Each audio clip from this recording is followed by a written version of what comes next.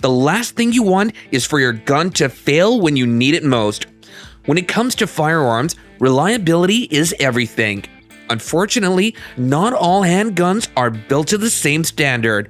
Some are plagued with constant jamming, misfires, weak materials, and mechanical failures that make them more of a liability than an asset.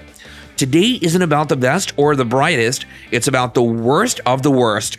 These are the handguns that have earned a reputation for poor performance, shoddy craftsmanship, and frustrating reliability issues. Whether it's a misfiring revolver, a jam-prone semi-auto, or a budget gun that feels like a toy, these firearms are the ones you'll want to steer clear of. If you're in the market for a handgun in 2025, consider this your warning. Not all guns are worth your money or your trust.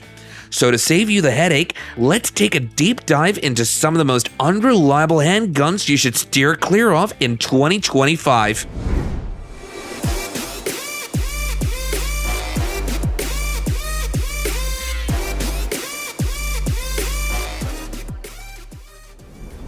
If there were ever a gun that defined the phrase, "you get what you pay for," it would be the Jimenez JA9. Trust me, you won't want to dream of getting this pistol. It's infamous for using cheap materials, particularly a zinc alloy frame that wears down at an alarming rate. After just a few hundred rounds, it starts to feel like it's falling apart in your hands. Malfunctions? Expect plenty setbacks like failure to feed, failure to eject, failure to fire, you name it, the JA9 has it. Many users report that even high-quality ammunition doesn't help, meaning this gun is unreliable no matter what you feed it. Accuracy is another nightmare. The loose tolerances make hitting anything beyond a few yards a gamble. For a gun that could mean the difference between life and death, the JA9 simply isn't worth the risk. On the surface, the Cobra FS 380 looks like a decent little pistol, but the moment you take it to the range, the problems start rolling in. The gun is notorious for jamming, and the internal parts feel like they were made from recycled soda cans. Many owners report that after a few magazines, the slide starts to show unusual wear. The recoil spring assembly is weak, leading to sluggish cycling, and sometimes the slide won't even return to battery properly. It's one of those guns that might fire fine one moment and then completely fail the next. That kind of inconsistency is a serious problem, especially in a defensive situation. The Kel-Tec PF9 might seem like a great option at first glance. It's slim, lightweight, and chambered in 9mm, making it an attractive choice for concealed carry. However, its downsides quickly become apparent once you actually start shooting it. True, it may be lightweight, but that's about the only good thing going for it. The recoil is brutal for such a small pistol, making follow-up shots difficult. But the biggest issue? Reliability. Feeding and extraction problems are common, with many users reporting that their PF9s simply refuse to cycle properly. The long, stiff trigger pull doesn't help either. It makes accuracy a chore, and for a self-defense gun, that's a deal breaker. And you can't just overlook some of the biggest issues with the PF9, which is its brutal recoil. Because it's so lightweight, there's very little mass to absorb the force of each shot.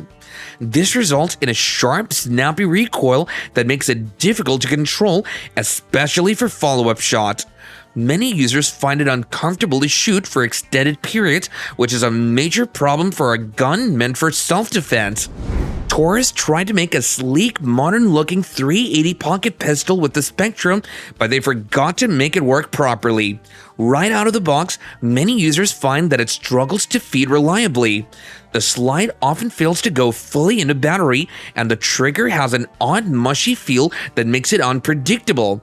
On top of that, the Spectrum has one of the worst track records for light primer strikes, meaning you'll pull the trigger and nothing happens. That's the last thing you want in a defensive situation. If you're looking for a small carry gun, there are plenty of better options than this one.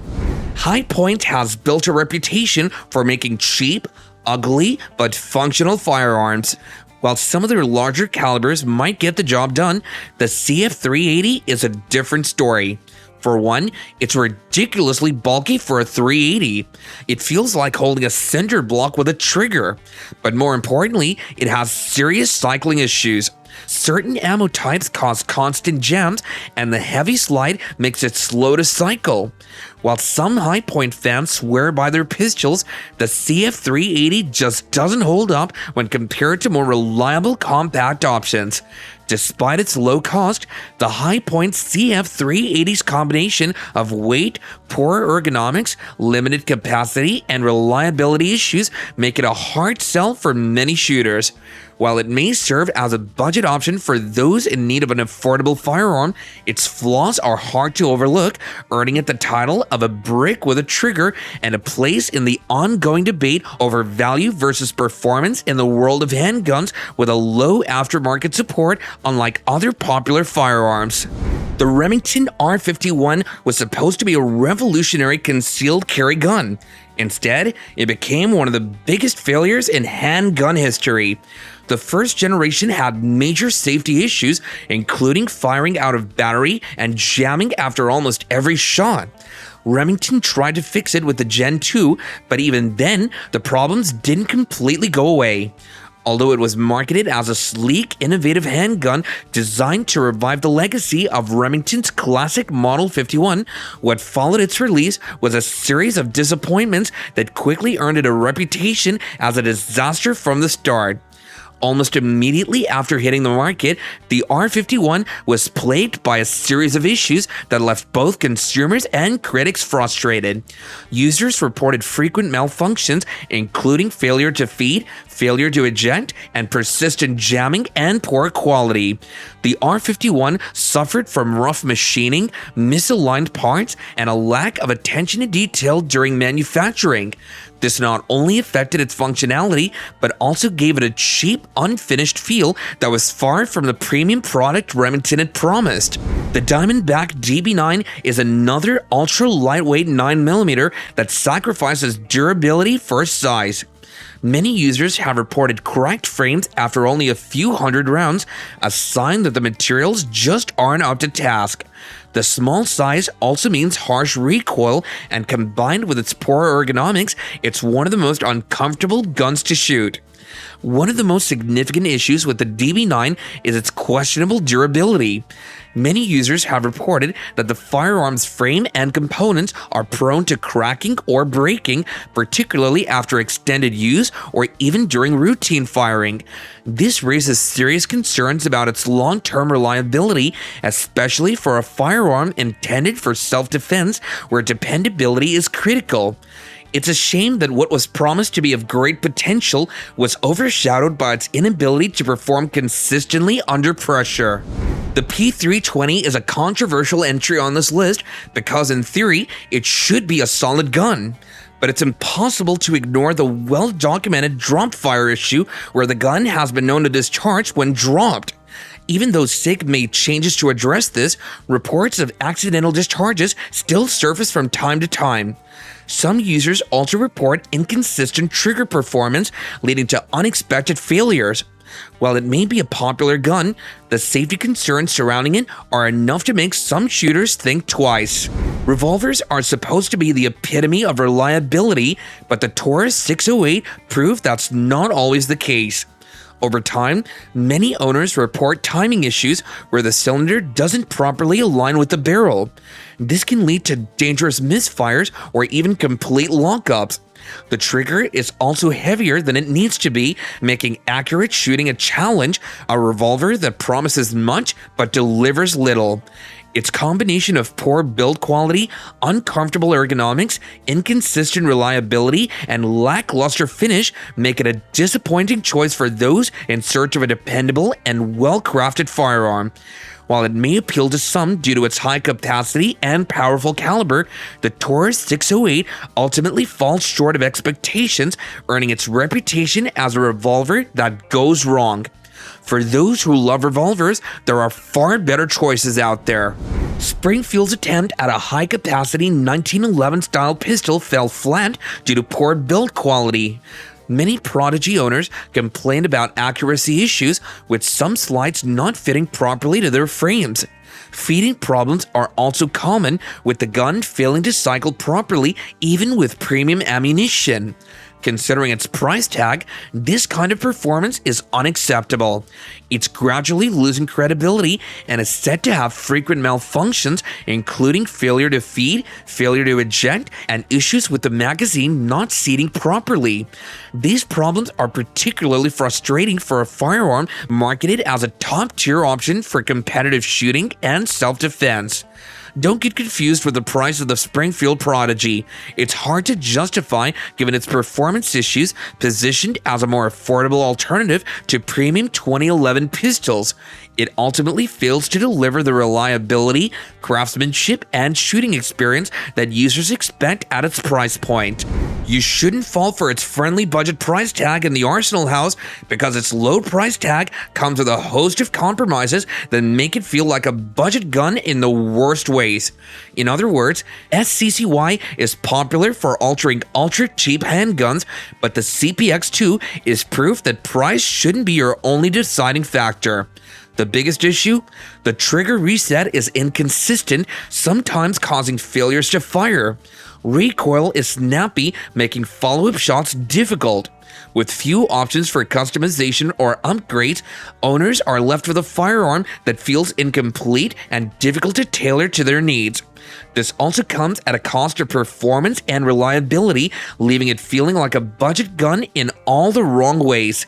The gun also tends to have extraction problems, which only add to its long list of issues. For a tiny .22 pistol, the P-22 sure has a lot of problems. Extraction failures are constant, and firing pins have been known to break after minimal usage. Since .22 Alar isn't known for its reliability in semi-autos, you need a gun that can handle it well, and the PT-22 isn't it. At first glance, the Phoenix Arms HP-22A looks like an appealing little pistol. It's compact, inexpensive, and chambered in .22 Alar, making it seem like a good option for beginners or casual plinking. But that's where the appeal ends. The HP-22A might be cheap, but it's also incredibly fragile, with a slide that tends to crack after a few hundred rounds, and failures to eject are a regular occurrence. While it might be fun for plinking, it's far from dependable. It also might be tempting due to its low price, but the HP-22A simply isn't worth the trouble. If you want a reliable .22 pistol, there are far better options available, but honestly, the HP-22A isn't worth the risk. Revolvers have long been praised for their reliability, but the EAA Windicator proves that not all wheel guns are created equal. While it's marketed as an affordable .357 Magnum or .38 Special revolver, it comes with a host of issues that make it one to avoid. One of the biggest complaints about the Windicator is its poor timing. Over time, the cylinder can start to misalign with the barrel, causing inconsistent firing and, in some cases, dangerous misfires.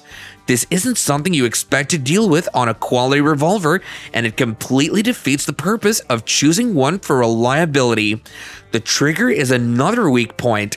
It's absurdly heavy and gritty, making accurate shooting difficult. In double action mode, the trigger pull feels like you're dragging it through a bucket of mud, which is frustrating and impractical. For a gun that's supposed to be simple and dependable, the Windicator falls short in almost every way possible. This falls into the infamous category of cheaply made Saturday night specials low-cost handguns with questionable reliability and, even worse, safety features. With a low feeding system, the gun is notorious for jamming after just a few rounds, making it an extremely unreliable choice for self-defense or even casual shooting. The magazine design is also subpar, contributing to frequent failures to feed. It's the kind of gun where you're never sure if the next shot will actually fire, and that's a terrifying thought. I wouldn't dare speak about durability because it's really not something to write home about. The frame and slide are made from a low-quality alloy that wears down quickly, especially if you fire it frequently over time. Key components can break, turning the gun into nothing more than an expensive paperweight. I mean, it's disheartening that safety concerns are the final nail in the coffin.